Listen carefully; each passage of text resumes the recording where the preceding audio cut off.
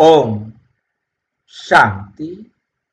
4 नवंबर 2025 आज की साकार मुरली रंगीन बड़े बड़े अक्षरों में। हाँ जी,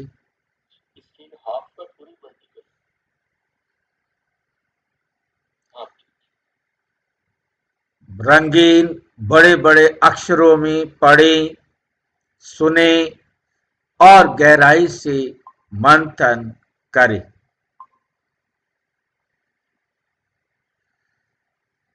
हम प्रतिदिन प्रातः 4 बजे, 6 बजे, शाम को 4 बजे, 8 बजे मुरली मंथन करते हैं।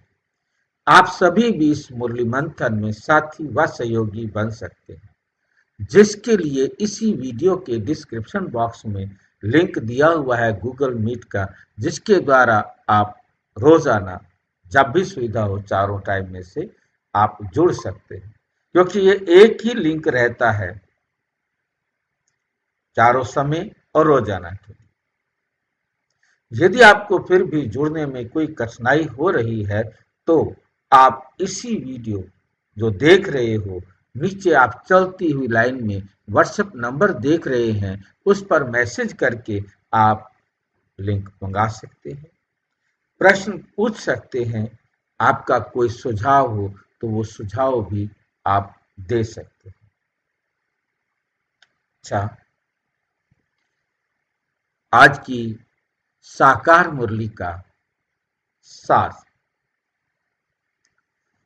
मीठा मीठा बाबा कहते, मीठे बच्चे अभी तुम सत्य बाप द्वारा सत्य देवता बन रहे हो, इसलिए सतयुग में सत्संग करने की जरूरत नहीं। इसलिए सतयुग में सत्संग करने की जरूरत ही नहीं।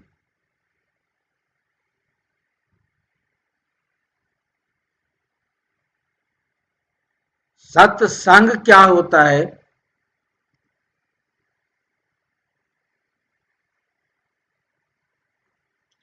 आत्मा का परमात्मा से संग। सत्य परमात्मा के साथी बनना, उनके संग में रहना। सतयुग में फिर हम क्यों नहीं सत्संग कर सकते?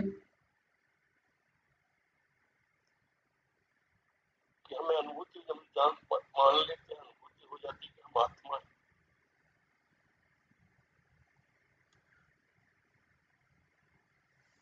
और परमात्मा वहां होता भी नहीं। हाँ, ये दो कारण हैं। एक कारण है कि परमात्मा सतयुग में त्रेता में होता ही नहीं, चारों युगों में परमात्मा होता ही नहीं। होता है परंतु वो अपने परम धाम में विश्राम करता है, आता ही नहीं।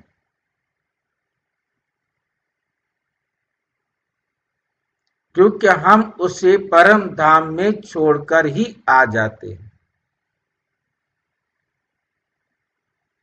और फिर हमें उसकी जरूरत भी नहीं पड़ती। क्यों जरूरत नहीं पड़ती?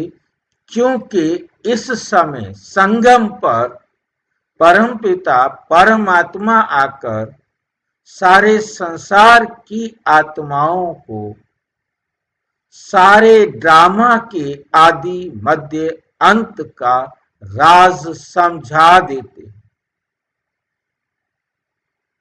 हर आत्मा को यही एक टाइम है जब परम आत्मा परम धाम से आकर हर एक आत्मा को सत्य ज्ञान देते। अब ये सत्य ज्ञान लेने वाली आत्माएं अपने पाठ के अनुसार ईश्वरीय ज्ञान को समझती हैं, धारण करती हैं,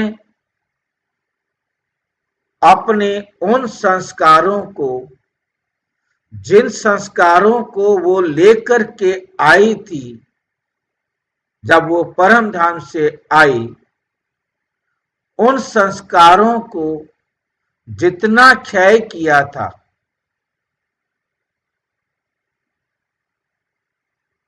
चाहे वो 100 वाली थी तो 100 से 0 पर आई थी, 80 से 0 पर आई थी, 60 से 0 पर आई थी, 40 से 0 पर आई थी, 10 से 0 पर आई थी, वापिस अपने उस अवस्था को दोबारा रीगेन करती है, प्राप्त करती है परमात्मा के डायरेक्शन पर चलने से।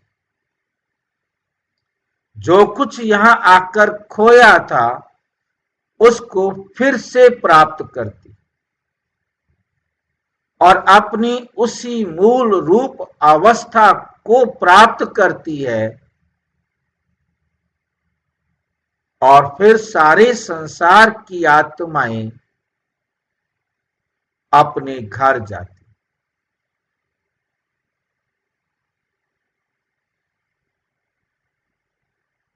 एक साथ एक ही सेकंड में,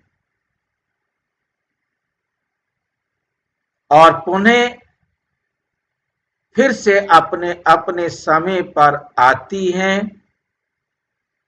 और इस समय संगम युग पर फिर से परमात्मा से उन सब गुणों और शक्तियों को जो खोया था वो पुनः प्राप्त करती। भाई जी, हाँ जी, इसी को मर्जर और इमर्जर से और एक्सप्लेन कर दीजिए। इसको मर्जर और इमर्जर से और एक्सप्लेन कर दीजिए।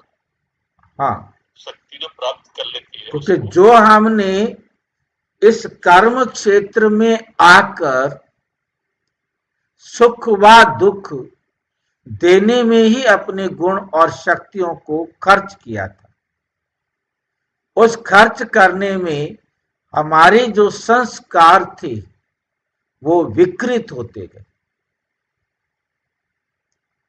और जैसे जैसे ये संस्कार हमारे विकृत होते गए, जो गुण व शक्तियां खोती गई वो दोबारा पुनः प्राप्त करती।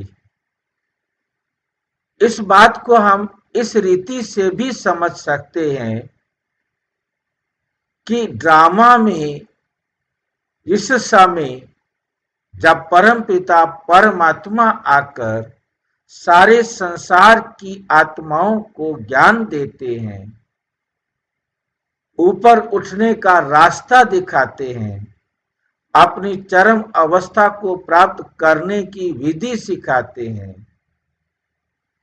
उसके लिए ये भी राज हमें समझना है कि हर आत्मा में पूरे 5000 साल की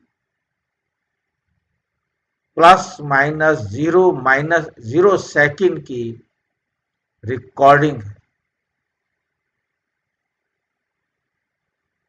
उस रिकॉर्डिंग में हमारे संस्कारों का ये नहीं है कि वो हट जाते हैं, मिट जाते हैं, चले जाते हैं, नष्ट हो जाते हैं, नहीं। जैसे जैसे हमने अपने संस्कारों को टाइम के अनुसार जिस संस्कार की आवश्यकता है वो संस्कार पाठ के अनुसार हर आत्मा में इमर्ज हो जाता है, और जैसे वो पाठ खत्म हुआ वो मर्ज हो जाता है। अब वो जो संस्कार मर्ज हो गया है वो फिर उसी समय आकर इमर्ज होगा। इसी प्रकार हमारे संस्कारों में जो डिग्रेडेशन आता है, धीरे धीरे जो उसमें हम कमी महसूस करते हैं उनको पुनः प्राप्त करना और उन संस्कारों को पुनः उस अवस्था के लायक बनाना, ये कल्प के अंत में हर कल्प में परमात्मा आकर करते हैं। ये जो खेल है वो है हमारे संस्कारों के मर्ज और इमर्ज का, और ये एक्यूरेट होता है, ये एक्यूरेट होता है। एक्यूरेट हर एक आत्मा पार्ट बजाती है और परमात्मा भी एक्यूरेट टाइम पर आकर एक्यूरेट नॉलेज देकर पुनः एक्यूरेट बनाकर सारी आत्माएं एक साथ परमात्मा के साथ घर जाती। सत्संग केवल और केवल परमात्मा का हमें इसी संगम पर मिलता है। ये भी हर आत्मा के पाठ के अनुसार, किसी को पूरे 99 साल का मिलता है, संगम युग 100 साल का है, परंतु उसमें से 99 साल का संग ज्यादा से ज्यादा कोई आत्मा ले सकती है अपने आप को पूरा भरपूर करने के लिए, और कोई आत्मा कम से कम 1 साल के लिए भी आकर परमात्मा से अपने आप को संपूर्ण बनाने में, अपनी पूर्ण अवस्था को प्राप्त करने में, जिस अवस्था से वो आई है वो 1 साल का भी साथ का अनुभव कर सकती है। हर आत्मा को अपने पाठ के अनुसार परमात्मा से ज्ञान लेकर जीरो से अपनी चरम अवस्था को प्राप्त करना। इस सत्संग का लाभ हर आत्मा को मिलता है, डायरेक्ट और इनडायरेक्ट। डायरेक्ट भी मिल सकता है और इनडायरेक्ट भी। डायरेक्ट जिनको मिलता है वो आत्माएं स्वर्ग अर्थात सतयुग से त्रेता के अंत तक आती, और जिनको इनडायरेक्ट मिलता है वो द्वापुर से कलयुग तक आती है। ये लाइन तो बहुत खतरनाक बोली भाई जी आप। खतरनाक है जो चीज बाबा ने दी है। सतयुग और त्रेता में आने वाली आत्माएं भी पूर्णतया हम ये कहें, क्योंकि जैसा नंबरवार अपने पाठ के अनुसार परमात्मा के संग का लाभ उठाती है, चाहे वो डायरेक्ट पढ़ती हैं। डायरेक्ट पढ़ने का मतलब है कि वो ब्रह्मा कुमारी संस्था के संपर्क में आएंगे, और जो द्वापुर कलयुग में आने वाली आत्माएं हैं वो परमात्मा ब्रह्मा कुमारी के डायरेक्ट संपर्क में नहीं आएंगे। वो अपने अपने धर्म पिताओं के संपर्क में आएंगे, उनके धर्म पिता ब्रह्मा कुमारी के संपर्क में आएंगे।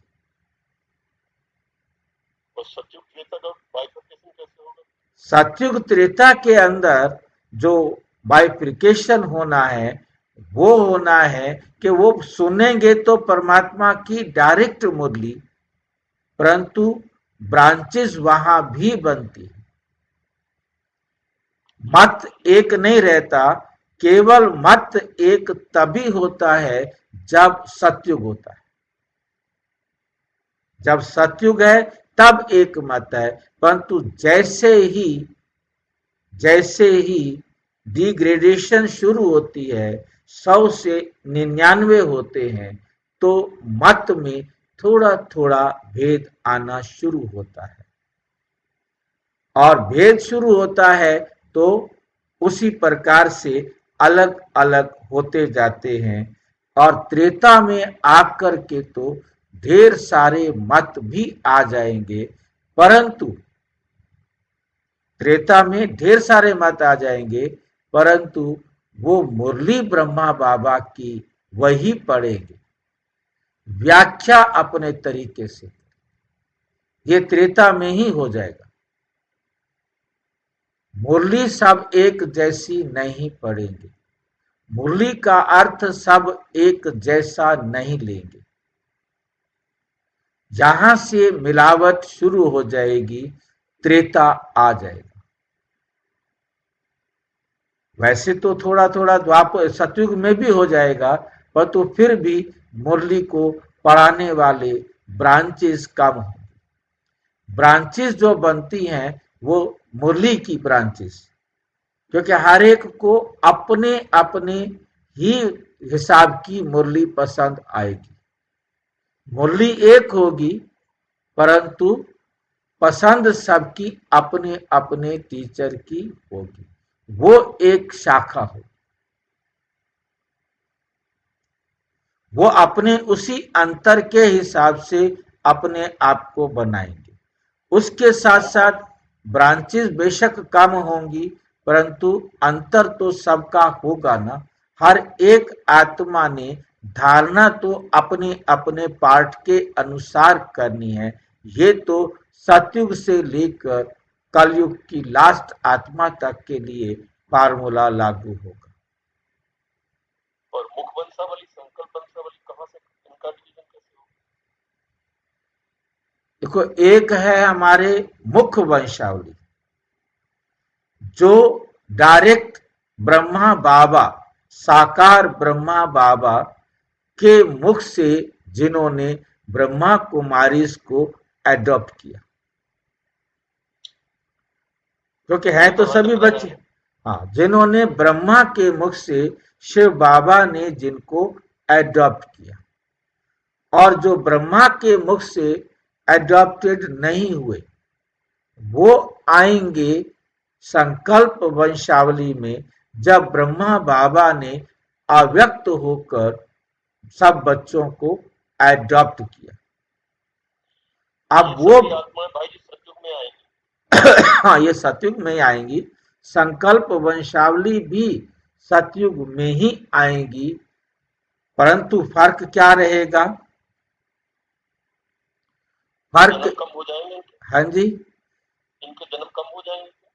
जन्म कम या ज्यादा तो बाबा ने कहा, क्योंकि संकल्प वंशावली की आत्माओं को भी के लास्ट सो फास्ट, क्योंकि संकल्प से अव्यक्त द्वारा जो जन्म हुआ, दादी गुलजार के तन से जिन्होंने बाबा से डायरेक्ट मुरली सुनी, डायरेक्ट जिन्होंने पढ़ी, उनके उनके पास ये चांस है कि वो लास्ट सो फास्ट जाकर अपने जन्मों को बढ़ा सकते हैं।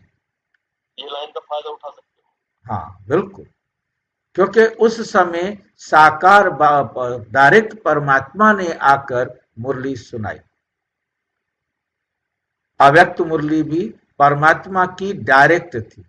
डायरेक्ट। ठीक है क्या? अब अव्यक्त होने के बाद जब दादी गुलजार का भी पार्ट पूरा हुआ, संकल्प वंशावली का भी पार्ट पूरा हुआ। अब जो आएंगे वो आएंगे अपने इष्ट देवों के, अपने पूर्वज आधार मूर्त आत्माओं के द्वारा स्वीकृत होने वाले, स्वीकार करेंगे शिव बाबा को। परंतु अब वो ब्रह्मा की संकल्प वंशावली नहीं रहेंगे, अब वो रहेंगे अपने इष्ट देव, जो भी उनके मुरली सुनाने के, कोर्स कराने के निमित्त उनको बनेंगे, और वो बाबा को एक्सेप्ट करेंगे। इनके पास भी सतयुग में आएंगे, परंतु इनके पास क्या रहेगा कि ये जितना भी पुरुषार्थ है करेंगे, परंतु ये मतलब हर एक को चांस तो हर एक को है कि पुरुषार्थ ना कर सके, सभी करेंगे। कितना वो पुरुषार्थ करके अपने आप को श्रेष्ठ बना सकते हैं, परंतु फर्स्ट जाने का चांस इनके पास कम रहेगा।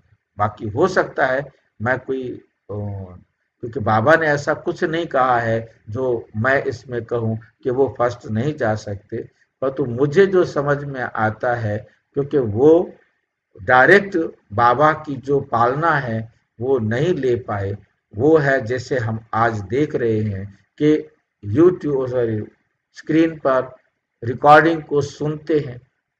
अब किसको वो रिकॉर्डिंग टच कर जाती है, कितना वो पुरुषार्थ कर पाता है, या मुरली पढ़ते हैं जो बाबा ने सुनाया। अब वो मुरली पढ़कर कितना अपने आप को श्रेष्ठ बना सकते हैं, उतना श्रेष्ठ तो बना ही सकते हैं।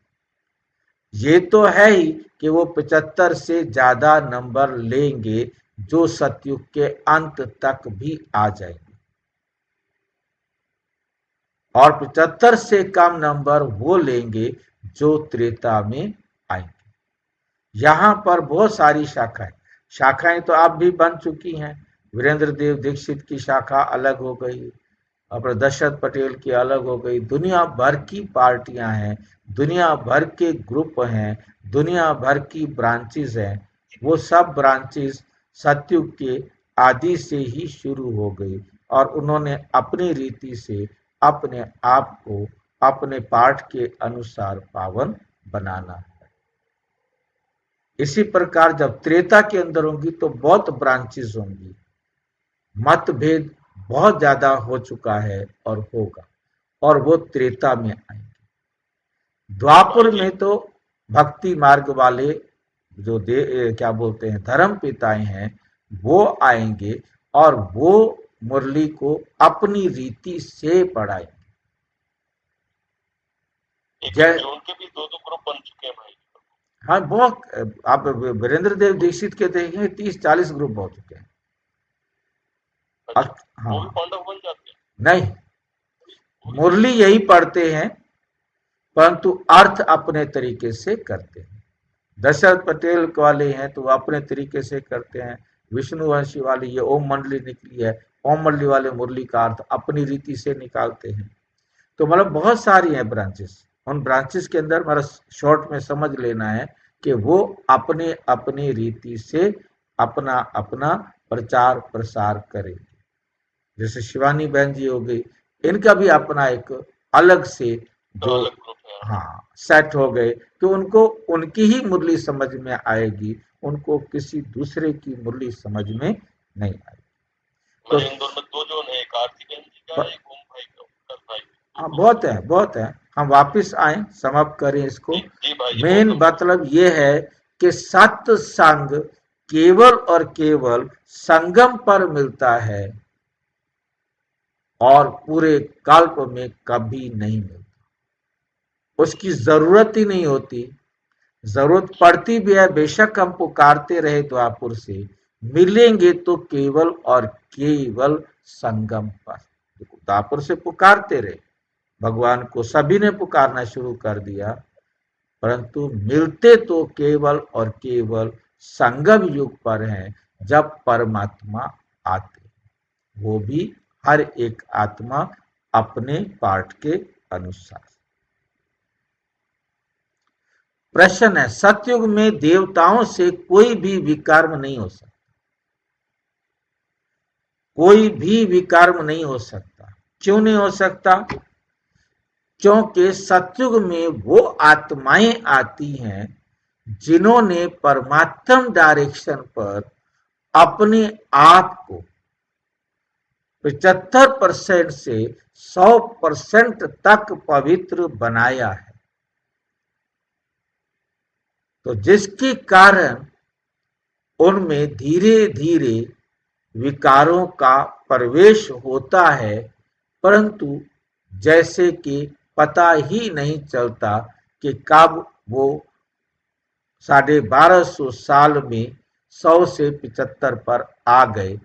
जीवन में फिर भी मैक्सिमम खुशी रहती है, बेशक वो खुशी धीरे धीरे कम होती जाती है, और उन्हें परमात्मा को पुकारने की भी जरूरत नहीं रहती।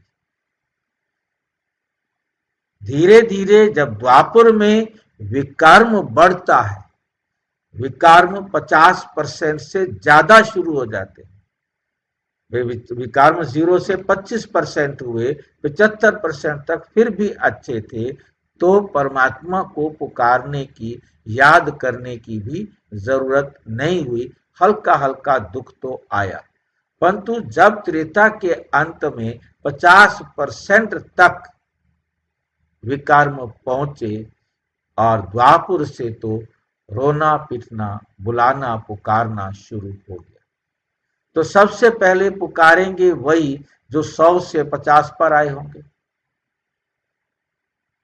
उसके बाद जो दूसरी आत्माएं आना, द्वापुर में जो धर्म पिताएं आना शुरू करते हैं, वो परमात्मा को इतना पुकारने का काम नहीं करते। वो आकर जो भी मतलब उनके मत पंथ की आत्माएं होती हैं, आती हैं, उनको रास्ता दिखाते हैं। वो उन्हीं को वही रास आते हैं, उनको जो दुखी आत्माएं हैं वो रास नहीं आते। तो सबसे पहले मंदिर भी वही बनाते हैं जो सतयुग से आते हैं, और पूजा या भक्ति वही शुरू करते हैं, पुकारना वही शुरू करते हैं। उनके भी जो धर्म पिताएं आते हैं, उनका पुकारना शुरू तब होता है जब उनको भी दुख की फीलिंग आना शुरू होती। भाई जी, हाँ जी, ये जो आप मुरली सार का जो एक्सप्लेनेशन दिया है ना, ये रिकॉर्डिंग में रखेंगे आप? हाँ नहीं, भेजेंगे इसको, मुरली में आएगा। हाँ, ये बहुत जरूरी है कि ये जो आपने जो एक्सप्लेनेशन दिया है बहुत भाई बहनों के लिए, बिल्कुल बिल्कुल। जहाँ जहाँ भेजती हूँ मैं, बहुत जरूरी है, क्योंकि इसको लेकर ही बहुत तर्क होते हैं। बिल्कुल बिल्कुल। विकर्म तब होता है जब रावण का श्राप मिलता है। जब उनके जीवन में, कोई भी आत्मा के जीवन में जब तक 50% तक नहीं आए, जो 100 वाली 50 पर आई है, 80 वाली 40 पर आई है, 90 वाली या 70 वाली, 60 वाली, 50 वाली, 40 वाली, जब अपना आधा समय पूरा करती है, तब उसके जीवन में दुख की फीलिंग बढ़ना शुरू होती है और वो परमात्मा को पुकारना शुरू करते हैं। और अंत में परमात्मा सब दुखी हुए आत्माओं को फिर से पुनः पवित्र बनाने के लिए सत्य का संग देते हैं। परंतु जो दुनिया में सत्संग है, वो सारे के सारे झूठ संग हैं, वो सत्संग नहीं। वो तो किसी ना किसी देहधारी का संग ही होता है। सतयुग में कोई विकार ही नहीं, शुरू शुरू में तो विकर्म नहीं होते। इसी प्रकार जो भी आते हैं, उनके पास शुरू शुरू में पवित्रता अपने लेवल की होने के कारण उनके लिए वही उनका सतो प्रधान समय होता है। अपनी सतो प्रधान, क्योंकि हर एक जब भी आती है उसका अपना अपना सतो प्रधान लेवल अलग है, वहीं से वो कर्म करना शुरू करती है। और फिर धीरे धीरे जब आधा समय उसका बीतता है, लगभग उसके जीवन में दुख शुरू होते हैं, तो वो भगवान को पुकारना शुरू करती है। जो जितना देर से आती है, वो परमात्मा को पुकारती भी उतना देर से है। परमात्मा से मिलने की इच्छा भी उसमें उतना देर से आती है। जब सारे दुर्गति को हो जाते हैं, विकर्म होते रहते हैं, ये भी समझने की बातें। अच्छा, ओम शांति। ओम शांति। मीठे मीठे रूहानी बच्चों प्रति बाप बैठ समझाते हैं। ये सुप्रीम बाप भी है, सुप्रीम टीचर भी है, सुप्रीम सतगुरु भी है। बाप की ऐसी महिमा बताने से, बाप की ऐसी महिमा बताने से ऑटोमेटिकली सिद्ध हो जाता है कि श्री कृष्ण किसी का बाप ही नहीं, बाप हो नहीं सकता, किसी का बाप हो नहीं सकता। वे तो छोटा बच्चा है, सतयुग का प्रिंस है। वे टीचर भी नहीं जो नहीं हो सकता, खुद ही बैठकर टीचर से पढ़ते हैं। गुरु तो वहां होता नहीं, गुरु तो वहां होता नहीं, क्योंकि वहां सब सदगति में है। आधा कल्प है सदगति, आधा कल्प है दुर्गति। तो वहां है सदगति, इसलिए ज्ञान की वहां दरकार नहीं रहती, नाम भी नहीं है, क्योंकि ज्ञान से 21 जन्मों के लिए सदगति मिलती है, फिर द्वापर से कलयुग अंत तक दुर्गति। तो श्री कृष्ण फिर द्वापर में कैसे आ सकता है, ये भी किसी को ध्यान में नहीं आता। एक एक बात में बहुत ही गुह्य राज भरा हुआ है, जो समझाना बहुत जरूरी है। वे सुप्रीम बाप, सुप्रीम टीचर है, अंग्रेजी में सुप्रीम ही कहा जाता है। अंग्रेजी अक्षर कुछ अच्छे होते हैं, जैसे ड्रामा अक्षर है। ड्रामा को नाटक नहीं कहेंगे, नाटक में तो अदली बदली होती है। ये सृष्टि का चक्र फिरता है ऐसे कहते भी हैं, परंतु कैसे फिरता है, हूबहू फिरता है या चेंज होता है, ये किसी को भी पता नहीं है। कहते भी हैं बनी बनाई बन रही, अब कुछ बननी नहीं। परिवर्तन नहीं हो सकता, जो हमने कल पहले किया है वही अब कर रहे हैं, क्योंकि हर आत्मा में रिकॉर्डिंग इक्वल है, उससे अलग कोई भी आत्मा चल नहीं सकती है, कोई भी आत्मा नहीं चल सकती। और वही नाटक जिसको हमने प्ले किया था, उसको बाबा कहते वो रिकॉर्ड हो गया और वो दोबारा चल रहा है। बाकी ये बताने के लिए, समझाने के लिए एग्जाम्पल है कि जो हमने पिछली बार प्ले किया था वो रिकॉर्ड हो जाता है, फिर अब हम उसे प्ले करते हैं, फिर वो रिकॉर्ड हो जाता है। ना ये प्ले को कोई रिकॉर्डिंग करने वाला है, ये हर आत्मा के अंदर अविनाशी नूंद है। ये जो एग्जाम्पल दिया गया है कि जो प्ले हो रहा है उसकी शूटिंग होती है, और शूटिंग होने के बाद वही फिर प्ले होता है, फिर शूटिंग होती है, फिर प्ले होता है। एक मुरली में बाबा ने ये एग्जाम्पल दे के समझाया, इसलिए यह हमेशा मास्टर कॉपी रहती है, घिसती नहीं है। क्यों नहीं घिसती है? क्योंकि ये रिकॉर्डिंग नहीं होती, ये प्ले नहीं होती, ये एक ऐसी रिकॉर्डिंग है जो अविनाशी रिकॉर्डिंग, जो घिसती नहीं है। ये सनातन है, शाश्वत है, अनादि और अनंत है।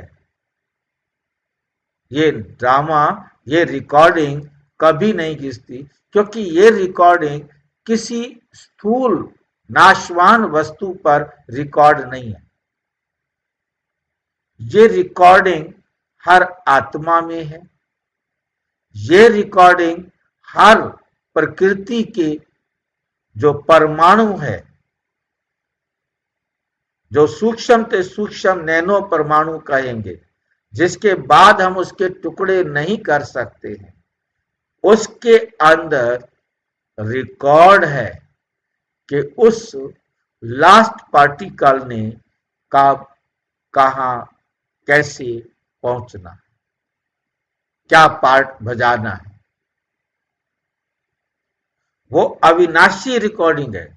इसीलिए आध्यात्मिक दृष्टि से भी 5 तत्व सत्य हैं, जो हमेशा थे, हैं और रहेंगे। आत्माओं भी जो सत्य हैं, जो हमेशा थी, है और रहेंगे। और समय भी, समय की घड़ी भी, वो भी 5000 साल की है। वो भी 5000 साल बाद ऑटोमेटिक, जैसे 12 बजने के बाद नया चक्र शुरू हो जाता है, ऐसे ही उस घड़ी का भी, समय का भी चक्र 5000 साल के बाद हूबहू रिपीट हो जाता है।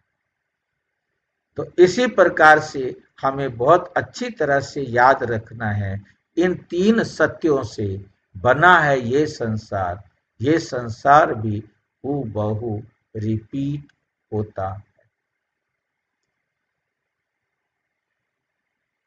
मतलब कोई बनी बनाई बन रही का मतलब हमें समझने के लिए, समझाने के लिए दुनिया वाला एग्जाम्पल दिया जाता है, परंतु सच्चाई ये है कि ये अविनाशी रिकॉर्डिंग है। बाबा कहते हैं ये अविनाशी रिकॉर्डिंग है, इसका कभी विनाश नहीं होता। हर आत्मा ने, प्रकृति ने, समय ने एक्यूरेट पार्ट प्ले करना है, जिसे बाबा कहते ड्रामा कहेंगे, नाटक नहीं। नाटक में एक्टर चेंज हो सकता है, समय स्थान बदल सकता है, परंतु इसका समय, स्थान, प्रकृति, कोई भी चीज कभी भी चेंज नहीं हो सकती। तभी ये ड्रामा अविनाशी है। और ये सबसे बड़ा 5000 साल का ड्रामा है। बाकी सब ड्रामा इसी के पार्ट है। जरूर कोई खेल है जो फिर चक्र खाता रहता है, ये जरूर खेल है। ये 5000 का खेल है जो इस चक्कर में चक्र खाता रहता है। इस चक्र में मनुष्यों को ही चक्कर लगाना पड़ता है। अच्छा, इस चक्र की आयु क्या है, कैसे रिपीट होता है, इसको फिरने में कितना समय लगता है? 5000 साल। ये कोई नहीं जानते। इस्लामी, बौद्धि आदि ये सब हैं घराने, ये सब। हाँ जी, एक पॉइंट और आया हुआ है कि जैसे आपने बताया ड्रामा और चारों युग वाला परिवर्तन, इसको हम डेली लाइफ में महसूस करते हैं, कर सकते हैं। सुबह से लेकर रात तक, वो भी सतो प्रधान से तमो प्रधान तक की अवस्था हमारी रोज होती है। अमृत बेला में हम सतो प्रधान होते हैं और शाम तक जाते जाते पूरा तमो प्रधान हो जाते रात में, तो फिर नया कल शुरू हो जाता है। जैसे नया दिन शुरू होता है, हम अपने आप को फ्रेश महसूस करते हैं और शाम तक हम एग्जॉस्ट हो जाते हैं। एक सर्कल है। संसार का हर पार्ट, हर काम सर्कल में चल रहा है, चाहे कोई भी एलिमेंट है।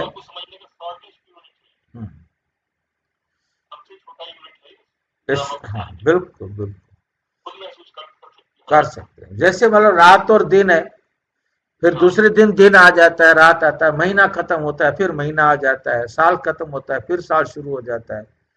इसी प्रकार युग खत्म होता है तो दूसरा युग शुरू हो जाता है, कल्प के बाद फिर कल्प। उसी प्रकार से ये चलता है। ये हमारी छोटी घड़ियां हैं, 12 घंटे की, 24 घंटे की, फिर महीने की, फिर साल की, और फिर कल्प की सबसे बड़ी घड़ी। इससे बड़ी घड़ी और कोई है नहीं।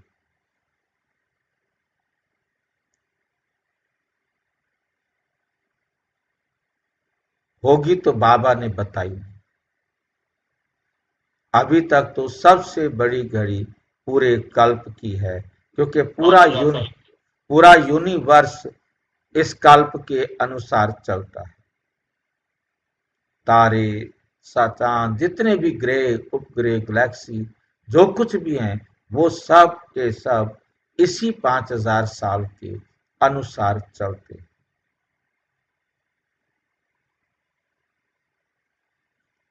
जिनका ड्रामा में पार्ट है, इस्लामी, बौद्धि आदि, ये सब घराने हैं। इस ब्राह्मण, इस परिवार के, इस ड्रामा के। तुम ब्राह्मणों की डिनाइस्टी नहीं है, ये ब्राह्मण भी एक कुल है, एक परिवार है। सर्वोत्तम ब्राह्मण कुल कहा जाता है, देवी देवताओं का भी कुल है। ये तो समझाना बहुत सहज है। सूक्ष्म वतन में फरिश्ते रहते हैं, वहां हड्डी मांस होता नहीं। देवताओं की वो तो हड्डी मांस है ना। ब्राह्मण सो ब्रह्मा सो विष्णु, विष्णु सो ब्रह्मा। विष्णु की नाभि कमल से ब्रह्मा क्यों दिखाया है? सूक्ष्म वतन में तो ये बातें होती नहीं। ना ज्वारात आदि हो सकते हैं, इसलिए ब्रह्मा को सफेद पोषधारी ब्राह्मण दिखाया है। ब्रह्मा साधारण मनुष्य बहुत जन्मों के अंत में गरीब हुआ न। इस समय है ही खादी के कपड़े। वो बेचारे समझते नहीं सूक्ष्म शरीर क्या होता है। तुमको बाप समझाते हैं, वो सूक्ष्म शरीर बोलते हैं, परंतु वो सूक्ष्म शरीर जानते नहीं। वो सूक्ष्म शरीर के बारे में गरुड़ पुराण के अंदर वर्णन है कि एक हाथ जितना वो सूक्ष्म शरीर होता है। अब एक हाथ जितना मतलब जैसे हम नापते हैं कोहनी से लेकर हाथ तक। अब कोई कहते हैं कोहनी से हाथ तक, कोई कहते हैं मुट्ठी जितना। हर एक का अपना अपना है। कोई कहते हैं अंगूठे जितना। बोला हर एक को अपना अपना जो है विचार है। मत तो सारे होंगे ना। वहां है ही फरिश्ते जिनको हड्डी मांस होता नहीं। सूक्ष्म वतन में तो ये श्रृंगार आदि होना नहीं चाहिए। सूक्ष्म वतन में तो कोई ऐसा श्रृंगार होता ही नहीं जो वहां करना पड़े, परंतु चित्रों में दिखाया है। बाबा उसका ही साक्षात्कार कराए, फिर अर्थ समझाते हैं। जैसे हनुमान का साक्षात्कार कराते हैं। अब हनुमान जैसा कोई मनुष्य तो होता नहीं। अब भक्ति मार्ग में अनेक प्रकार के चित्र बनाए हैं। जिनका विश्वास बैठ गया है, उनको ऐसा कुछ बोलो तो वो बिगड़ पड़ते हैं। कहते नहीं भगवान होता है, हनुमान होता है, ऐसे ही होता है हनुमान, तुम्हें क्या पता। वो बिगड़ पड़ते हैं। देवियों आदि की कितनी पूजा करते हैं, फिर जाकर वो उसे डुबो देते हैं। ये सब है भक्ति मार्ग। भक्ति मार्ग के दलदल में गले तक डूबे पड़े हैं, तो फिर निकाल कैसे सकेंगे? गले तक डूब गए हैं, वो भी दलदल के अंदर। दलदल से निकलने के केवल एक ही रास्ता होता है। वैसे उसके लिए ब्रांचेस आप कितने भी बना दो, कि जो दलदल से बाहर खड़ा हो, उसका हाथ आपके हाथ में आ जाए, उसके द्वारा कोई चीज आपके हाथ में आ जाए, जिसके द्वारा आप अपने आप को ऊपर उठा सके, उसकी तरफ खींचकर आप ऊपर जा सके, या वो आपको खींचे। और कोई तरीका नहीं है। जो भी दलदल में निकालने के लिए जाएगा, वो भी डूबे, वो भी मरेगा। दलदल में निकालने के लिए किसी को जाना है तो अपने हाथ में रस्सी ऐसी मजबूत बांधकर कहीं जाए, और फिर जो है उसको पकड़कर लाए। तब तक तो उसको ढूंढना पड़ेगा कि वो गया ही कहां। निकालना ही मुश्किल हो जाता है। कोई कोई तो औरों को निकालने निमित्त बन खुद ही जाकर डूब जाते हैं। सोचते मैं पहलवान हूं, मैं अच्छा तैराक हूं, परंतु कितना भी अच्छा तैराक हो, वो डूब जाता। ऐसे को कई ज्ञान को भी मैंने देखा, अज्ञानता ले लेते हैं। उन्होंने कहा ठीक है कोई बात नहीं, शादी कर लेता हूं और मैं पवित्र रहूंगा, ये भी पवित्र रहेगी। परंतु वहां जाकर उसका जुल्म इतना होता है कि वो उसको भी अपवित्र या विकार में घसीट लेती है।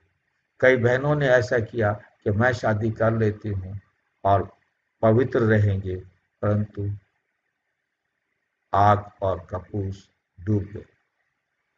खुद गले तक, जो क्योंकि एक भी दोनों में से विकार में डूबा पड़ा है, वो दूसरे को भी ले डूबे। कुछ निकाल कर आए। कुछ एग्जाम्पल ऐसे भी हैं, परंतु वो एग्जाम्पल विशेष हैं और कॉमन नहीं है, जिन्होंने शादी की और दोनों पवित्र रहे। ऐसे भी बहुत सारे हमारे सामने एग्जाम्पल हैं।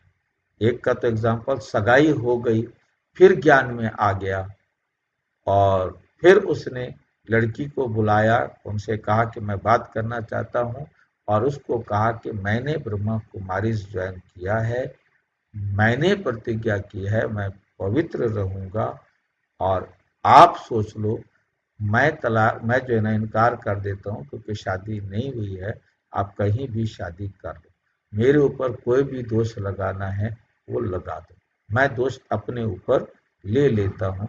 परंतु लड़की ने भी हिम्मत दिखाई कि ठीक है, मैं शादी आपसे ही करूंगी और मैं भी पवित्र रहूंगी। मतलब रहे, अभी तक भी दोनों मेरी नॉलेज में है कि वो ठीक है, जीवित हैं, बहुत बूढ़े हो गए हैं, परंतु अभी तक उनके डेथ का समाचार नहीं आया, और मेरे तक नहीं पहुंचा तो एक अलग बात है। तो मतलब कहने का है कि पवित्र रहने की प्रतिज्ञा, और कोई निकालने जाता है दुबन में डूब, क्योंकि दोनों डूबे नहीं थे, दोनों पवित्र थे और उनको पवित्र रहने में सहज रहा, और जो डूबा हुआ होता, गलत संगत में होता कोई, तो उसको निकालना मुश्किल होता। खुद गले तक दुबन में फंसते और काम विकार में गिर पड़ते। ये है सबसे बड़ी दुबन। काम विकार जो है वो है सबसे बड़ी दुबन। सतयुग में ये बातें होती नहीं। अभी तुम सत्य बाप द्वारा सत्य देवता बन रहे हो, फिर वो सत्य संग होता नहीं। सत्संग यहाँ भक्ति मार्ग में करते रहते हैं, समझते हैं सब ईश्वर के रूप है, कुछ भी नहीं समझते। बाप बैठ समझाते हैं, कलयुग में है सब पाप आत्माएं, सतयुग में होते हैं पुण्य आत्माएं, रात दिन का फर्क है। तुम अभी संगम पर हो, कलयुग और सतयुग, कलयुग और सतयुग, कलयुग और सतयुग का क्या है ये संगम। मूल बात है इस पार से उस पार जाने की, कलयुग से सतयुग में जाने की, विषय सागर से क्षीर सागर में जाने की। क्षीर सागर और विषय सागर का भी गायन है, परंतु अर्थ कुछ भी नहीं समझते। अभी बाप बैठ कर्म अकर्म और विकर्म का राज समझाते हैं। कर्म तो मनुष्य करते ही हैं, फिर कोई कर्म अकर्म होते हैं। कौन से कर्म अकर्म होते हैं? जो आत्मा समझकर किए जाते हैं। और विकर्म होते हैं जो आत्म विस्मृति में किए जाते हैं। विस्मृति का वी लग जाता है तो वो विकर्म बन जाता है। तो विस्मृति से वी लेकर विकर्म। जैसे ही आत्मा भूलकर हमने कर्म किया वो विकर्म ही होगा। रावण राज्य में सब कर्म विकर्म होते हैं, आत्म विस्मृति में होते हैं। सतयुग में कर्म विकर्म होता ही नहीं, क्योंकि वहां है राम राज्य। बाप से वरदान पाए हुए हैं, रावण देते हैं श्राप। ये सुख और दुख का खेल है ना। दुख में सब बाप को याद करते हैं, सुख में कोई याद नहीं करते। वहां विकार होते नहीं। बच्चों को समझाया है, सैपलिंग लगाते हैं। ये सैपलिंग लगाने की रस्म भी अभी पड़ी है। बाप ने सैपलिंग लगाना शुरू किया है। आगे जब ब्रिटिश गवर्नमेंट थी तो कभी अखबार में नहीं पढ़ता था कि झाड़ों का सैपलिंग लगाते हैं।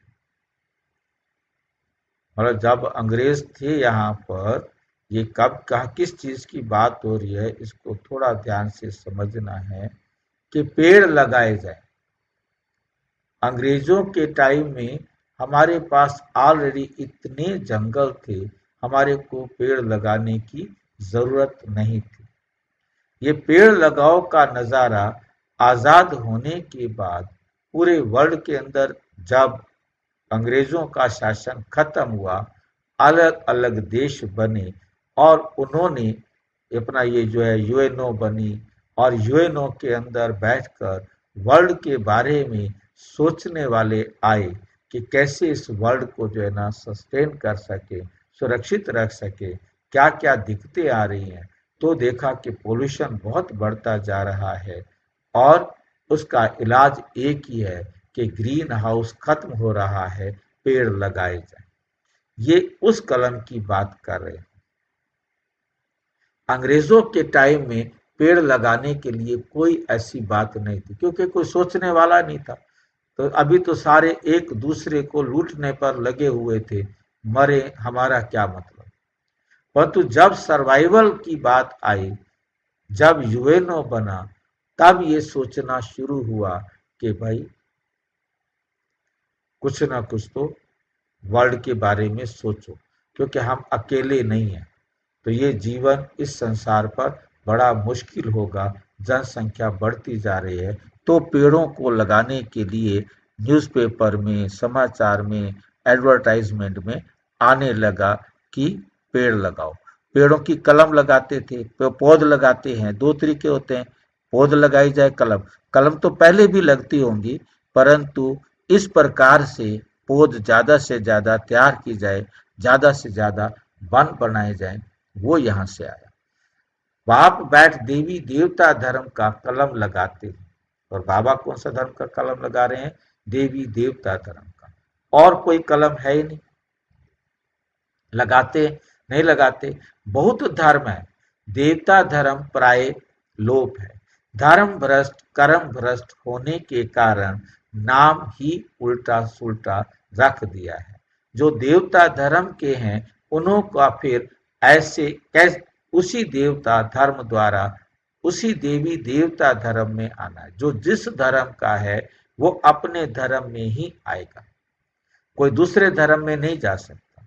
क्रिश्चियन वाला मुस्लिम में चला जाए, इस कल चल भाई मैं इस 5000 इस साल के इस बार के ड्रामा में मैं मुस्लिम धर्म में चला जाऊं, या मैं सिख धर्म में चला जाऊं, या मैं किसी और धर्म में चला जाऊं, नहीं जा सकता।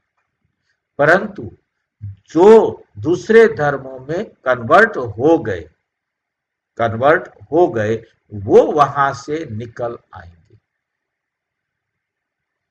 जो भी मान लो मुस्लिम धर्म से किसी भी कारण से ड्रामा पार्ट के अनुसार वो दूसरे धर्म में चला गया है, आया तो जिस धर्म में था, रहना तो उसको उसी धर्म में था, परंतु पार्ट के अनुसार वो किसी दूसरे धर्म में कन्वर्ट हो गया है, तो वो वापस अपने धर्म में लास्ट में आ जाएगा, जब भी उसका पार्ट है। तो ऐसे ही जो आदि सनातन देवी देवता धर्म वाली आत्माएं हैं, वो जिस धर्म में भी चली गई हैं, वहां से निकलकर अपने धर्म में आ जाएगी। अंत से पहले अंत तक हर एक आत्मा वापिस अपने उसी धर्म में चला जाएगा जिस धर्म से वो इस दुनिया में आया था।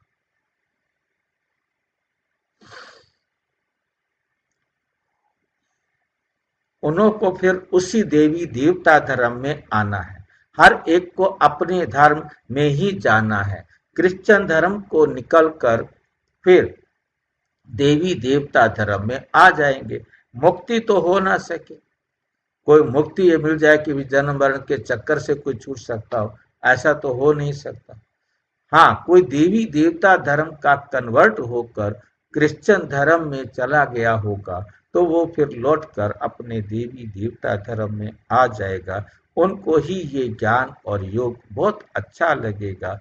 इससे सिद्ध होता है कि ये अपने धर्म का है। इसमें बड़ी विशाल बुद्धि चाहिए, समझने और समझाने की, धारण करनी है। किताब पढ़कर नहीं सुनानी, मुरली उठाई और पढ़कर सुना दी, ऐसा नहीं करना है। जैसे कोई गीता सुनाते हैं, मनुष्य बैठकर सुनते हैं, कोई तो गीता के श्लोक एकदम कंठ कर लेते हैं, बाकी तो इनका अर्थ हर एक अपना अपना बैठ निकालते हैं। श्लोक सारे संस्कृत में हैं। यहाँ तो गायन है कि सागर को स्याही बना दो, सारा जंगल कलम बना दो, तो भी ज्ञान का अंत नहीं हो सकता। गीता तो बहुत छोटी है, 18 अध्याय हैं। इतनी छोटी गीता बनाकर वो गले में भी डाल देते हैं, छोटी सी गीता। मतलब एक टुकड़े पर भी गीता पूरी की पूरी लिख देते हैं।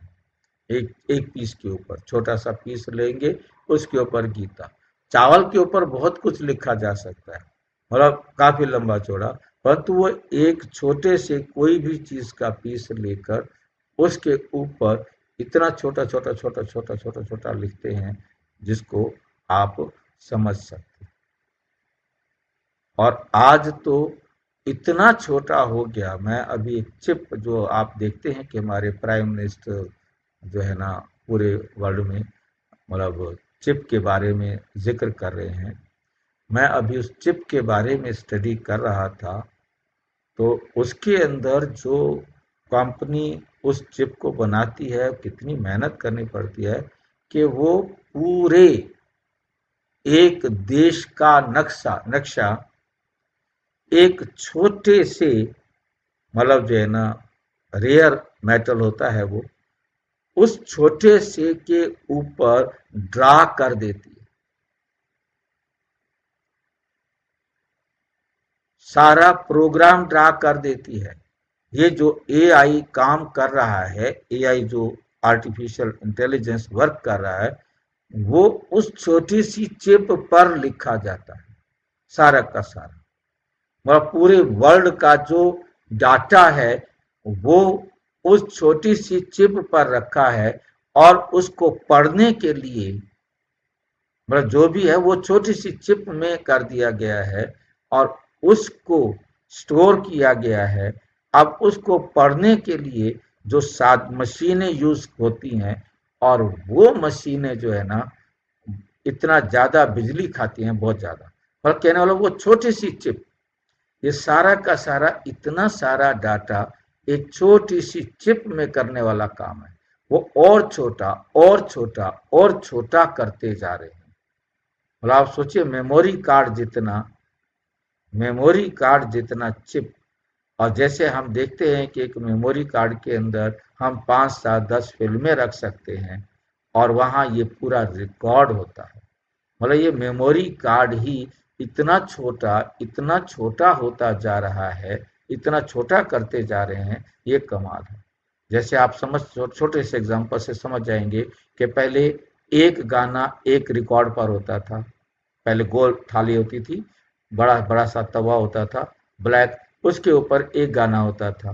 फिर हमने अपने जीवन में देखा 2 हुए, 3 हुए, 4 हुए, 5 हुए, 7 हुए और फिर हुआ वो रिकॉर्ड छोटा होता गया और गाने बढ़ते गए।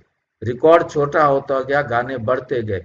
उसके बाद टेप आ गई और फिर टेप के बाद आपने देखा मेमोरी कार्ड आ गया। और मेमोरी कार्ड जब आया तो मेमोरी कार्ड भी एक एमबी का होता था, 1 एमबी। और उसके बाद 2 एमबी, 10 एमबी, फिर धीरे धीरे बढ़ते जीबी में आया और जीबी से बढ़ते आज गीगा हर्ट्ज तक आया। और आज हम उसी को बढ़ाकर उसी को ही बढ़ाया और कुछ नहीं, उसी को बढ़ा करके ये सारा जो पूरे वर्ल्ड का रिकॉर्ड जो कुछ भी रिकॉर्डिंग है वो आपको एक ही चिप जो है ना उस काम को करने में हेल्प करती है। उनको खोलने के लिए फिर अनेक चिप यूज करते हैं, तो वो उसको और बड़ा करती है, फिर उसको और बड़ा करती है, फिर उसको और बड़ा करती है और हमारे तक पहुंचता है। बहुत कमाल का है। तो हम आत्मा उससे भी सूक्ष्म है जिसमें 5000 साल का पार्ट रिकॉर्ड। 18 अध्याय हैं, इतनी छोटी गीता बनाकर गले में पहनते हैं। बहुत पतले अक्षर होते हैं, गले में पहनने की भी आदत होती है। कितने छोटे लॉकेट पर बनता है। वास्तव में ही तो में है तो सेकंड की बात। बाप का बना जैसे कि विश्व का मालिक बना। बाबा, हम आपका एक दिन का बच्चा हूँ, ऐसे भी लिखने शुरू करेंगे। एक दिन में निश्चय हुआ और फट से पत्र लिखेंगे, बच्चा बना तो विश्व का मालिक हुआ। ये भी कोई की बुद्धि में बैठता है। तुम विश्व के मालिक बनते हो, वहां और कोई खंड नहीं रहता, नामो निशान गुम हो जाता है, कोई को मालूम भी नहीं रहता कि ये खंड थे। अगर थे तो जरूर उनकी हिस्ट्री ज्योग्राफी चाहिए, वहां ये होता ही नहीं। इसलिए कहा जाता है तुम विश्व के मालिक बनने वाले हो। बाबा ने समझाया है, मैं तुम्हारा बाप भी हूँ, ज्ञान का सागर हूँ। ये तो बहुत ऊंचा ज्ञान है जिससे हम विश्व के मालिक बनते हैं। हमारा बाप सुप्रीम है, सत्य बाप, सत्य टीचर है, सत्य सुनाते हैं, बेहद की शिक्षा देते हैं, बेहद का गुरु है, सबकी सदगति करते हैं। एक की महिमा की तो ये महिमा फिर दूसरे को ही नहीं की हो नहीं सकती। फिर वे आप समान बनाए तब हो सकता है, तो तुम भी पतित पावन ठहरे। सत्य नाम लिखते हैं पतित पावनी गंगाएं, ये माताएं हैं शिव शक्ति कहो, शिववंशी कहो, शिववंशी ब्रह्मा कुमार ब्रह्मा कुमारियां। शिववंशी तो सब हैं, बाकी ब्रह्मा द्वारा रचना रचते हैं, तो संगम पर ही ब्रह्मा कुमार ब्रह्मा कुमारियां होते। ब्रह्मा द्वारा एडॉप्ट करते हैं, पहले पहले होते हैं ब्रह्मा कुमार ब्रह्मा कुमारी। कोई भी ऐतराज उठाते हैं तो उसको बोलो ये प्रजापिता है, इनमें प्रवेश करते हैं। बाप कहते हैं बहुत जन्मों के अंत में प्रवेश करता हूँ। दिखाते हैं विष्णु की नाभि से ब्रह्मा निकला। अच्छा, विष्णु फिर किसकी नाभि से निकला? उसमें एरो का निशान दे सकते हो। दोनों ओतप्रोत है। ब्रह्मा से विष्णु, विष्णु से ब्रह्मा बनता है। ब्रह्मा सो विष्णु, विष्णु सो ब्रह्मा। ये उनसे वे उनसे पैदा होता है। इनको लगता है 1 सेकंड और उनको लगता है 5000 वर्ष। ब्रह्मा को विष्णु बनने में 1 सेकंड लगता है और विष्णु को ब्रह्मा बनने में 5000 साल। ये वंडरफुल बातें हैं। तुम बैठ समझाएंगे। बाप कहते हैं लक्ष्मी नारायण 84 जन्म लेते हैं, फिर उनके ही बहुत जन्मों के अंत में मैं प्रवेश कर ये बनाता हूँ। समझने की बात है ना। बैठो तो समझाएं कि इनको ब्रह्मा क्यों कहते हैं। सारी दुनिया को दिखाने के लिए ये चित्र बनाए हैं। हम समझा सकते हैं, समझने वाले ही समझेंगे, नहीं समझने वाले के लिए कहेंगे ये हमारे कुल का नहीं है।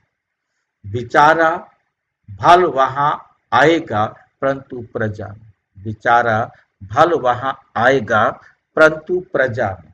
हमारे लिए तो सब बेचारे हैं ना। गरीब को बेचारा कहा जाता है जिसका कोई धनी धोरी ना हो, मालिक ना हो। कितनी पॉइंट्स बच्चों को धारण करनी है, भाषण करना होता है टॉपिक्स पर। ये टॉपिक कोई कम है क्या?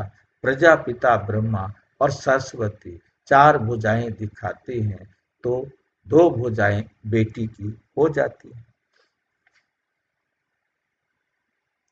युगल की नहीं, युगल तो है नहीं।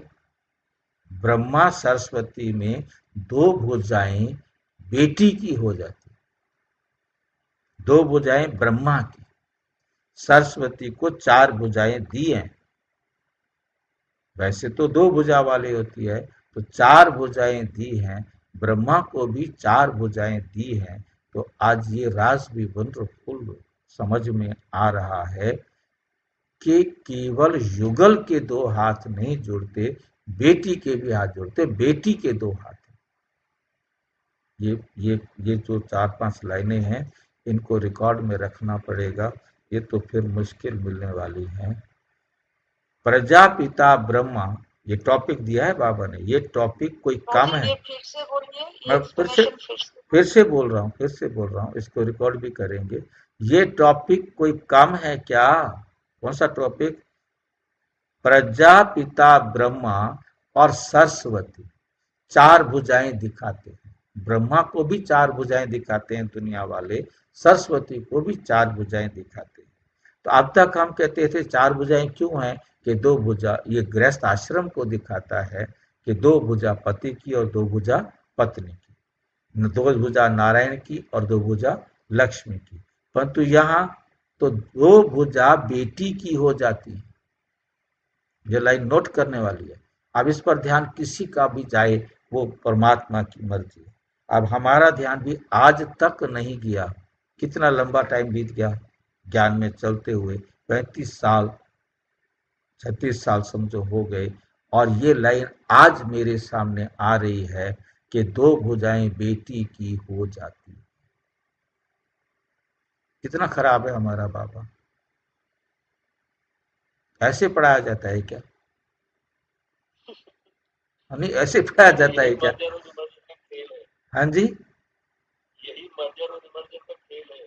हेलो भाई, देखो ना सामने है ये मुरली। मैं पहली बार पढ़ रहा हूँ क्या? आज मर्ज हो रही मैं बता, ये मुरली की मैं पहली बार पढ़ रहा हूँ क्या? कल भी इसको पढ़ा, कल भी मैंने इसको कल भी पढ़ा, पर तो कल तो ये लाइन मेरे सामने नहीं आई। 2 भुजा बेटी की हो जाती है, युगल तो है नहीं। ब्रह्मा सरस्वती युगल तो है नहीं।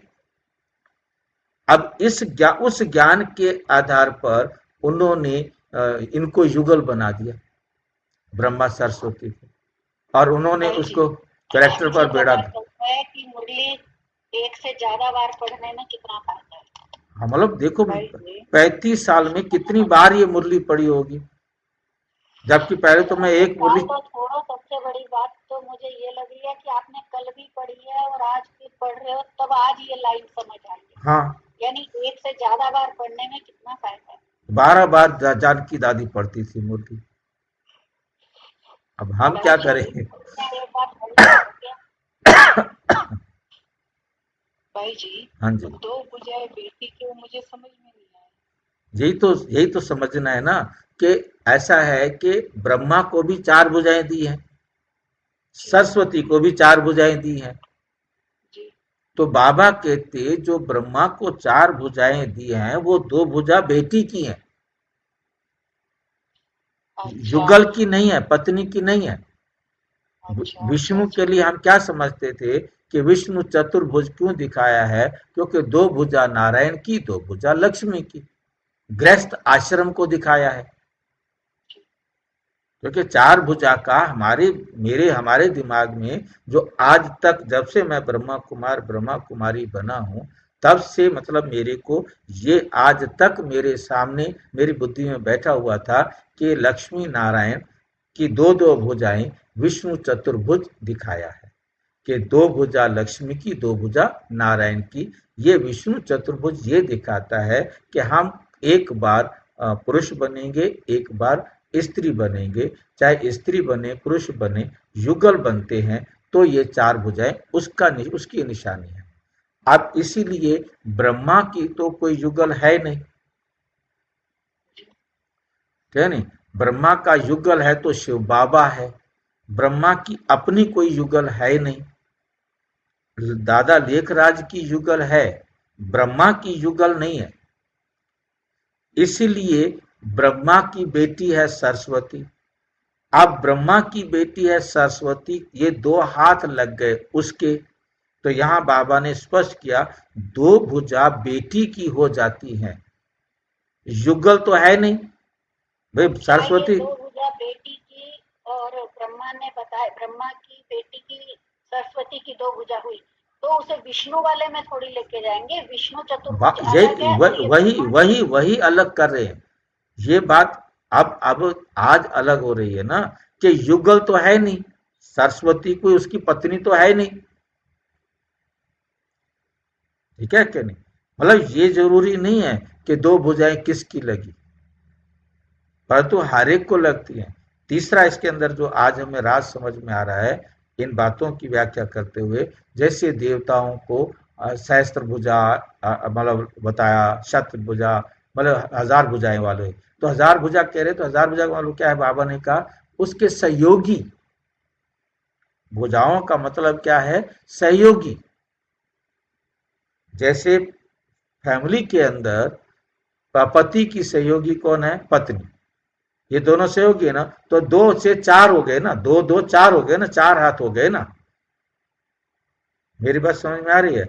अब यदि उनके चार बच्चे हैं तो चार और सहयोगी हो गए ना, हैंड को सहयोगी बताया गया है। तो ब्रह्मा की भुजाएं हैं ना हम सारे बच्चे, बात को समझना है। ब्रह्मा की हम सारे भुजाएं, तो ब्रह्मा को उन्होंने हजार भुजाएं भी दिखा दी, हजार भुजाओं वाला ब्रह्मा, लाख भुजाओं वाला ब्रह्मा। तो जितने बच्चे उतने सहयोगी। तो सरस्वती जो है ना उनकी सहयोगी है, वो उनकी युगल नहीं है। ये दो भुजाएं उनकी बेटी की हैं जो उनकी यज्ञ में सहयोगी बनी। ब्रह्मा का फोटो ऐसा कौन सा दिखाया गया जिसमें सरस्वती के भी दो हाथ लगे हुए हैं? ऐसा तो दिखाया नहीं गया कोई। दुनिया वाले चित्र, जी दुनिया वाले चित्रों में ब्रह्मा को चार भुजाएं दिखा दी हैं। जहां भी आप ब्रह्मा का चित्र देखें, ये सरस्वती की हैं दो भुजाएं और ये ये कहीं ये दिखाया नहीं गया मेरे भाई, नहीं दिखाया गया, कहा गया, अच्छा अच्छा। कहा गया। सरस्वती को भी चार भुजाएं दे दी, लक्ष्मी को भी चार भुजाएं दे दी, विष्णु को भी चार भुजाएं दे दी, गणेश को भी चार भुजाएं दे दी। कहीं कहीं शंकर को दी है, वरना शंकर को दो ही दी है। कहीं कहीं शंकर को भी चार पकड़ा दिए हैं, कोई रेयर चित्र है। कहने का भाव मेरा यह है कि जो भुजाएं होती हैं वो सहयोगी होती हैं। तो बाबा ने आज ये राज खोला, जो एक हमने वीडियो अभी बनाना है, जो हमने मतलब ब्रह्मा और सरस्वती के रिलेशन, जैसे अभी तो हम शिव बाबा ब्रह्मा बाबा के रिलेशन पर वीडियो बना रहे हैं। फिर इसके बाद नेक्स्ट टॉपिक है हमारा ब्रह्मा और सरस्वती के कितने रिश्ते हैं, तो वहां पर ये काम आएगा। ठीक है।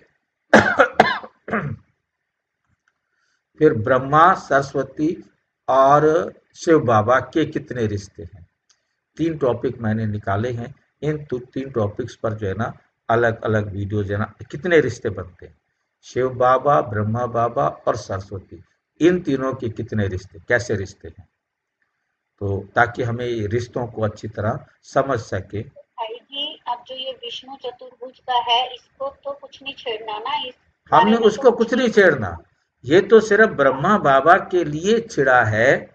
नई बात आई है कि हैंड्स का मतलब पत्नी होना जरूरी नहीं है। हैंड्स का मतलब बच्चा भी हैंड्स है। कहते ना इनके तो भाई चार चार हाथ हैं, चार बच्चे हैं, चार हाथ हैं इनके, ठीक है नहीं, इनके पास तो हजारों हजारों हाथ हैं, कितने सहयोगी हैं। ब्रह्मा बाबा के लिए भी हम सहयोगी कहते हैं, तो भी इतने इतने बच्चे हो गए, इतने सारे सहयोगी है ना। हैंड्स है मेरे, ये सारे हैंड्स है, जितने भी हमारे सेंटर्स है वो हमारे हैंड्स है। मतलब सहयोग हाथ कोई ये नहीं है कि स्थूल हाथ लग गए हैं।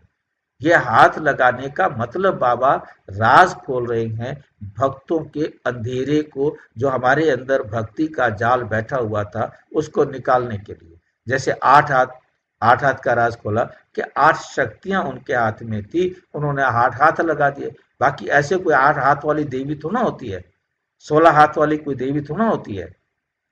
बोला हाथों के राज को दूर कर रहे हैं बाबा। हमारे अंदर जो भक्ति मार्ग के अंदर जो बैठी हुई थी बातें कि देवी जो है ना 16 हाथ वाली है, 8 हाथ वाली है, 4 हाथ वाले हैं, किसी के 6 है, किसी के 5 मुंह दिखा दिए, किसी के 4 मुंह दिखा दिए। मतलब एक एक बात को अलग अलग जगह पर समझा रहे हैं, परंतु ये समझ में उनको आएगी जिनको समझ में आनी है।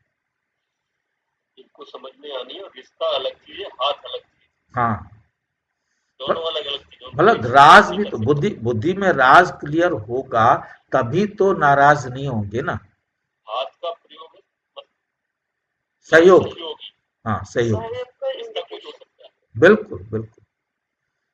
चाहे वो पत्नी हो, चाहे वो बेटा हो, चाहे वो बेटी हो, चाहे कोई और साथी हो, वैसे भी साथी हो।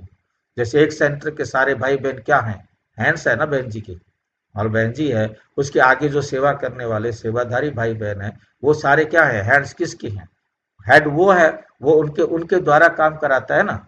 जिनके सहयोग से कोई कार्य पूरा होगा वो सारे क्या हो गए, हैंड्स हो गए। ठीक है ना, कोई डाउट है ना। युगल तो है नहीं, युगल तो वास्तव में बस विष्णु ही है। युगल कौन है, विष्णु, वास्तव में बस विष्णु ही है युगल। ब्रह्मा की बेटी है सरस्वती। शंकर को भी युगल नहीं है, शंकर की तो पत्नी कोई है ही नहीं। ये पार्वती शंकर की पत्नी नहीं है। पार्वती किसकी पत्नी है, इसलिए मैं अब देख कह रहा था ना, शंकर को 4 हाथ नहीं दिखाए, कहीं कहीं दिखाए हैं मैंने, जो मेरे सामने चित्र सारे घूम रहे हैं। हाँ जी, किसकी ले आया, किसकी नहीं आया तो। शंकर की पत्नी है नहीं, शंकर, पार्वती तो शिव की पत्नी है ना। शिव आकर के हम सब पार्वतियों को ज्ञान देते हैं। ये तो हमने ज्ञान में आने के बाद समझा ना, जो हाँ, दुनिया हम वाले समझते हैं फिर। दुनिया वाले तो समझते हैं, दुनिया वालों को पहले ज्ञान, इसीलिए तो प्रदर्शनी के चित्र में नहीं लिखा इसको, वरना वही से भाग जाते। ये हमें आज समझ में आ रहा है तो हम इसको एक्सेप्ट कर रहे हैं। यदि हमें पहले दिन समझ में आता तो हम छोड़ के भाग जाते। ये हमारे देवी देवताओं का ही बेड़ा गर्क करते हैं, छोड़ो इनको। और ये वीडियो यदि बाहर आ जाए तो कह देंगे ये तो ब्रह्मा कुमारी वाले बेड़ा गर्क करते हैं। ये तो हमारे हमारे शास्त्रों का ही बेड़ा गर्क है, और बहुमत हमारा है, भक्ति मार्ग वालों का है। तो शंकर को भी युगल नहीं, वीडियो तो मैं बनाऊंगा, शंकर को भी युगल नहीं है। इस कारण, युगल नहीं है भाई, हाँ, राधा कृष्ण युगल नहीं है, राधा कृष्ण भी युगल नहीं है। ये बहुत है इसका। नहीं, क्वेश्चन ऐसे, ये सारे टॉप, ये जो सुन रहे हो ना, एक बार कोई जना लिख करके मेरे को व्हाट्सएप पर डाल देना, क्योंकि मैं थोड़ी देर बाद भूल जाऊंगा तो वो रह जाएगा। तो जो चीज मुझे याद रह जाती है तो उस पर तो कुछ हो जाएगा ना। तो आपने व्हाट्सएप पर लिख देंगे तो मैं उसे सेव कर दूंगा, वो कहीं ना कहीं मुझे आएगा, लिस्ट में आ जाएगा।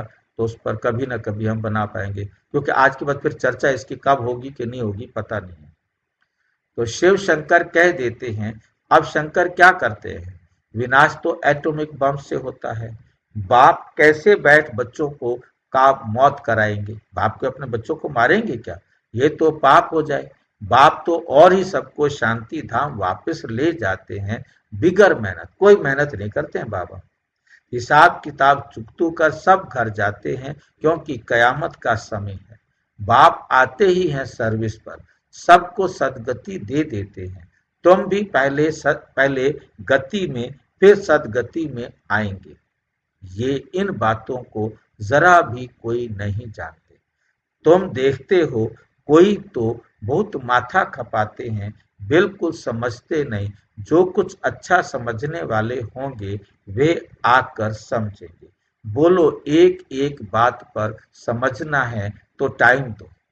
उनको कहो भी पूरा एक एक बात को ध्यान से समझना है तो थोड़ा टाइम दो। मुरली 1 घंटे में नहीं, 4 घंटे में होनी चाहिए। यहाँ तो सिर्फ हुक्म है, सबको बाप का परिचय दो। ये है ही कांटों का जंगल, क्योंकि एक दो को दुख देते रहते हैं। इसको दुख धाम कहा जाता है। सतयुग है सुख धाम। दुख धाम से सुख धाम कैसे बनता है, ये तुमको समझाए। लक्ष्मी नारायण सुख धाम में थे, फिर ये 84 जन्म ले दुख धाम में आते हैं। ये ब्रह्मा का नाम भी कैसे रखा है। बाप कहते हैं मैं इसमें प्रवेश कर बेहद का संन्यास करता हूँ। फट से संन्यास करा देते हैं, क्योंकि बाप को सर्विस करानी है, वही कराते हैं। इनके पिछाड़ी बहुत निकले, जिसका नाम बैठ रखा है। ये लोग फिर बिल्ली के पुंगड़े बैठ दिखाते हैं। ये सब है दंत कथाएं। बिल्ली के पुंगरे हो कैसे सकते हैं। बिल्ली थोड़े ही बैठ ज्ञान सुनेगी। बाबा युक्तियां बहुत बतलाते रहते हैं। कोई बात किसको समझ में ना आए तो उनको बोलो, जब तक अलफ को नहीं समझा है तो और कुछ समझ नहीं सकेंगे। एक बात निश्चय करो और लिखो, नहीं तो भूल जाएंगे, माया भुला देगी। मुख्य बात है बाप के परिचय की। हमारा बाप सुप्रीम टीचर है, जो सारे विश्व के आदि मध्य अंत का राज समझाते हैं, जिसका कोई को पता नहीं है। इसे समझना चाहिए। जब तक बाप को नहीं समझा तब तक प्रश्न उठते ही जाएंगे। अलफ नहीं समझा तो बे को कुछ भी नहीं समझेंगे। मुफ्त संशय उठाते रहेंगे। ऐसे क्यों शास्त्रों में ऐसे कहते हैं? इसलिए पहले सबको बाप का परिचय दो।